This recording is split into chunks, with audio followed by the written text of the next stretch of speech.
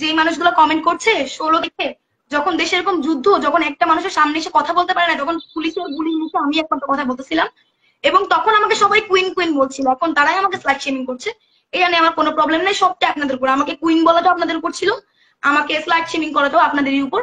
এটা যদি আপনাদের মনে হয় যে আপনাদের অ্যাঙ্গার, আপনাদের আপনাদের আমার উপরে ক্ষোভ মিটতেছে, আপনারা এটা করেন। আমি আমার কাছ থেকে ক্ষমা প্রার্থনা করছি, পসিবল হলে আমাকে মাফ করবেন। সবাইকে বলছি, আমার আমার যে ব্যবহার ছিল গতকালকে শেষ 1 ঘন্টার, আমি তার জন্য খুবই দুঃখিত। বাংলাদেশ আর্মির কাছে আমি খুবই দুঃখিত।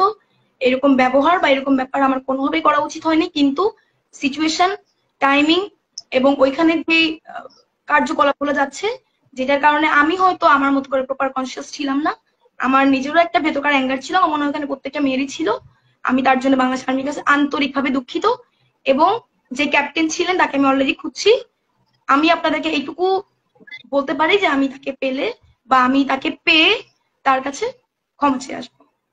এবং আরেকটা ব্যাপার, আমি আবারও বলি কি, দেখেন আমি কাজ করছি, আমি কাজ করবো এবং আমার ইচ্ছা আছে কাজ করার।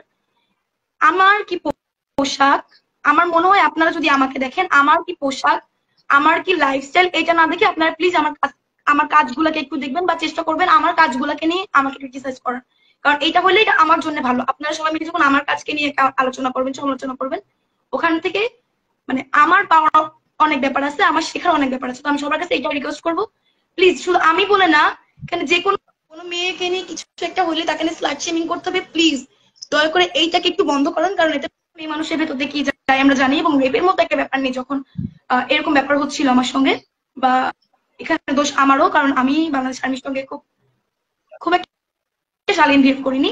আমি তার জন্য সবার কাছে দুঃখিত, পসিবল হলে আমাকে সবাই মাফ করবেন। বাংলাদেশ সেনাবাহিনীর কাছে আমি দুঃখিত, বাংলাদেশ সেনাবাহিনীকে আমি বলতে চাই যে আমি আন্তরিকভাবে দুঃখিত আপনাদের কাছে।